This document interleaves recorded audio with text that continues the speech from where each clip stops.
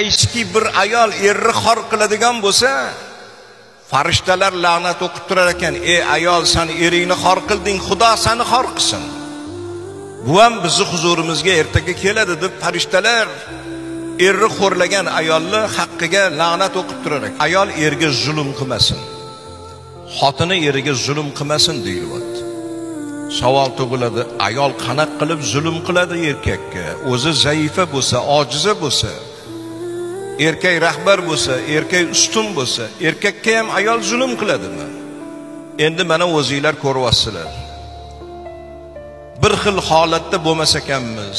Bir paytlar davr surgan, mansabda o'tirgan, katta lavozim egalari bo'lgan ayrim akalarimiz taqdiri taqozosi bilan, falayni gardishi bilan xonadoniga kirib qolganlar bor. Uylarda o'tirib qolganlar bor. Bir paytlar pul topgan, dunyo topgan, joylarni to'rida o'tirgan, jamoatning oldida yurgan ayrim akalarimiz o'ringa mixlanib, yillab o'rinda yotib qolganlari bor. Ana endi muhtaram birodarlar, bir xil kelinlarimiz bor. Alloh rozi bo'lsin. Boyligida qandoq qaragan bo'lsa, kambag'alligida ham, qashshoqligida ham xuddi shundoq qaradi. Salomatligida qandoq qaragan bo'lsa, o'ringa mixlanib qolganda ham xuddi shundoq qaraganlar bor. Lekin bir xillari bor. Tadbirkor bo'lib qolgan kelinlar bor. Amaldor bo'lib qolgan kelinlar bor. Dunyo kezadiganlar bor. Mansabda o'tirganlar bor. Erdan ruxsat so'rash yo'q. Xohlagan paytda ketish, xohlagan paytda kelish, ro'zg'orli ishi, bola chaqani ishi, o'z holiga tashalgan erga itoat yo'q. Agar bir og'iz gap gapiriladigan bo'lsa, men seni boqyapman, men seni oyoqqa qo'ydim degan gapni gapirib erni yuziga soladigan ayollar bor.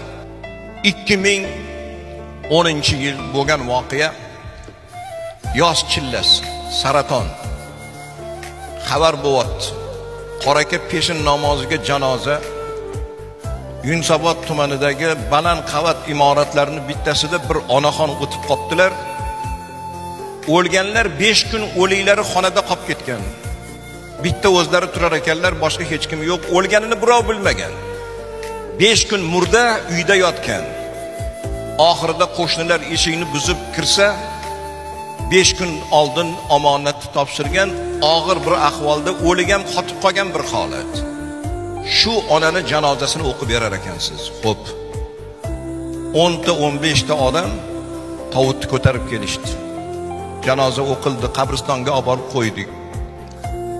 Uylariga borgandan keyin men so'radim, meni taniydigan hojakalar o'tirishgan edi. Bu onani farzandlari yo'qmi, hech kimi yo'qmi? O'libdi, birov bilmasa. 10 ta 15 ta odam ko'tarib keldi. Qoraka, buni tarixi uzun. Bu ona mustabid tuzum sovet davrida katta lavozimda o'tirganlar. Komsomol degan tashkilotdan ko'tarilib, respublikadagi birinchi odamlar bilan qo'l berib ko'rishadigan bir lavozimda bo'lganlar. Erlari oddiy bir xizmatchi bo'lgan. Xohlaganda kelganlar, xohlaganda ketganlar. Erda hamiyat bor. Erni o'zini g'ururi bor.